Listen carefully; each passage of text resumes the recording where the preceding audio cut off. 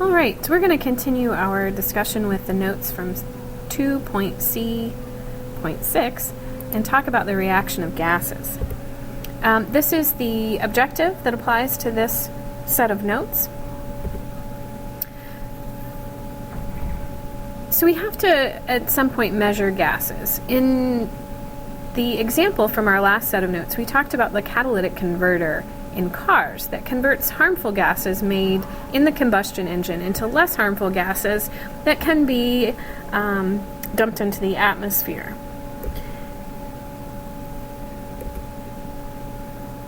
So how do we measure these gases? How do we work with these? We can apply Avogadro's law, which we talked about last week.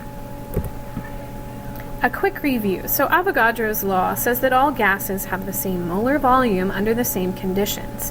What this means is that the 2 oxygen atoms that make up O2, the 3 atoms that make up CO2, and the 2 atoms that make up nitrogen gas, in this given volume, they will have the same number of moles. So the same amount, the same number of particles, for each of these containers. Well, we know that these 3 gases, the individual particles, the N2, the CO2, and the O2, all have different sizes.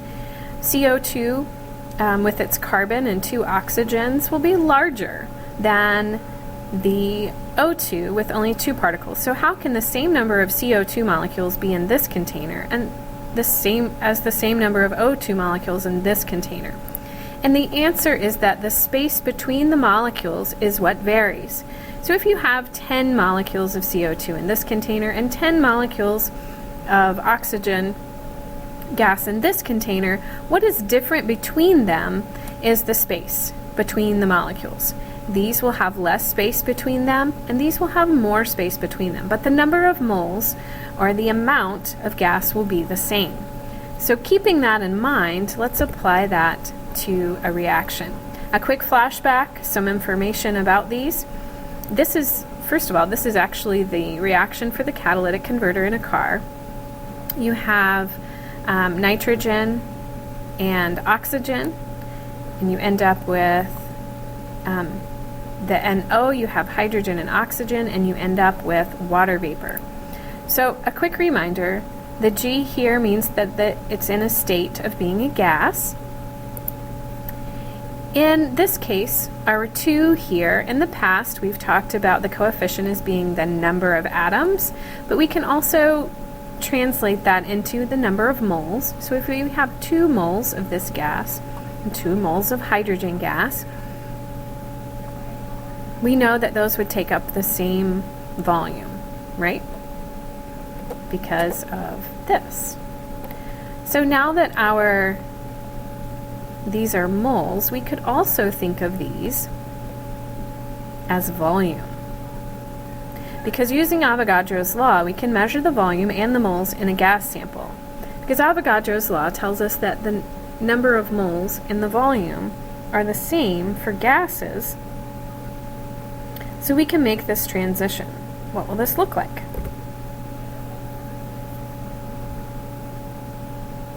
One volume, and as far as volume goes, you can use liters, you can use milliliters, centimeters cubed, but you can read it in this way. So 1 volume of nitrogen gas and 1 volume of oxygen gas will give you 2 volumes. So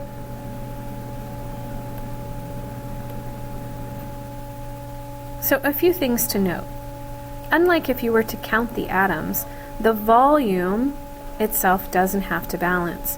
Now, it still has to be a balanced equation. The number of nitrogen molecules still has to match the number of nitrogen molecules at the end, and so on. However, I don't want you to get caught up in volumes, because 2 volumes plus 1 volume, you would assume would give you 3 volumes, but it doesn't have to work that way as long as the equation is balanced.